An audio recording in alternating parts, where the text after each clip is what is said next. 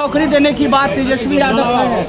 निश्चित तौर पे तेजस्वी प्रसाद यादव जी 2020 में भी उन्होंने बिहार के जनता से वादा किए थे कि हम सरकार में आएंगे और हम 10 लाख नौकरी देंगे। और आपने देखा कि जैसे वो सरकार में आए, नीतीश जी के साथ सरकार में आए, भले वो डिप्टी सीएम बने, सीएम ना बने, लेकिन उन्होंने बिहार के युवा को बड़े संख्या में, कई लाख, 5 लाख से अधिक युवा को सरकारी नौकरी दिए हैं।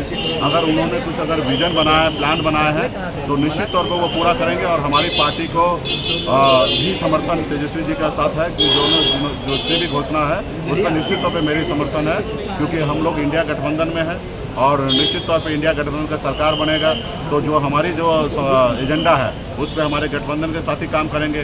आरजेडी का अगर कोई एजेंडा है तो उस पर हमारे गठबंधन के साथ ही काम करेंगे। कांग्रेस पार्टी तो नेशनल पार्टी है ही, वो एक बड़े रोड मैप के साथ चल ही रहे, तो निश्चित तौर पे एक दूसरे को सहयोग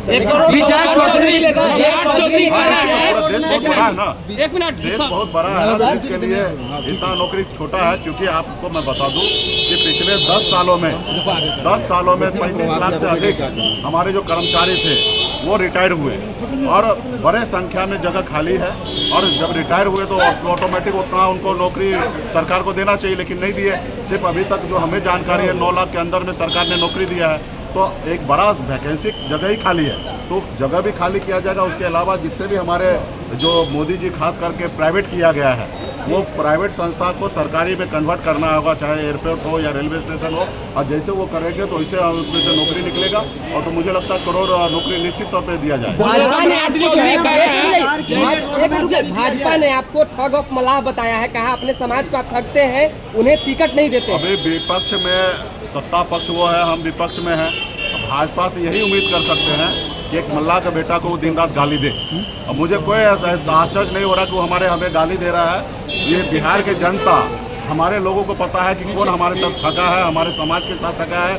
कई बार उन्होंने घोषणा किया निषाद आरक्षण देंगे, लेकिन आरक्षण नहीं दिया। ये बात हमारे समाज को पता है कि कौन किसको ठग रहा है। फिलहाल ये बात नहीं है रहा कि वो गाली दे।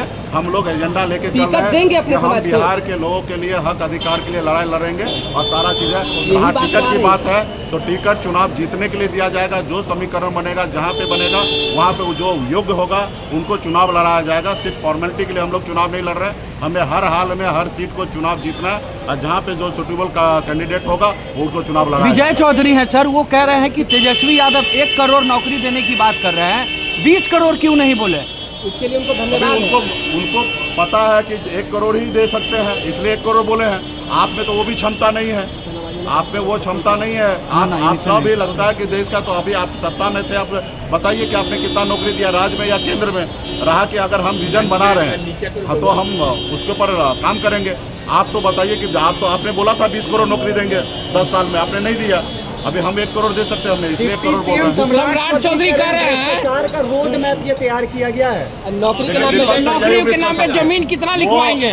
विपक्ष से यही उम्मीद किया जा सकता है, सत्ता पक्ष से वो विपक्ष को साथ दे और आईना की तरह देखे और जो काम उन्होंने नहीं किया वो काम करे। ठीक है सर।